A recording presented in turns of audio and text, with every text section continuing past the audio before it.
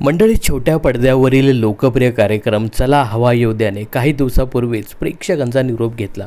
या कार्यक्रमाने अनेक विनोदवीर दिले, जसे की भाऊ कदम, कुशल बद्रिके, श्रेया बुगडे, सागर कारंडे, भरत गणेशपुरे यासारखे कलाकार सध्या घराघरात लोकप्रिय आहेत। तर आता चला हवा येऊ द्या हा कार्यक्रम बंद झाल्यानंतर हे कलाकार वेगळ्या ठिकाणी काम करताना दिसत आहेत, जसे की निलेश साबळे आणि भाऊ कदम हे कलर्स मराठीवरील हसताय ना हसायलाच पाहिजे या नव्या कोऱ्या कार्यक्रमात झळकणार आहेत। तर कुशल बद्रिके हा सुद्धा हिंदी वाहिनीवरील मॅडनेस बचाएंगे या कार्यक्रमात झळकला आहे। आता याच विनोदवीरांपैकी एक असलेला भरत गणेशपुरे हा सुद्धा लवकरच एका नव्या कोऱ्या कार्यक्रमात एंट्री घेणार आहे।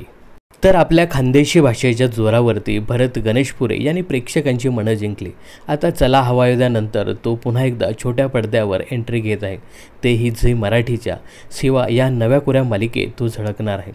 त्याच्या येण्याने मालिकेत एक वेगळंच वळण पाहायला मिळणार आहे। भरत गणेशपुरे हे शिवा मालिकेत नकारात्मक भूमिका साकारताना दिसणार आहेत।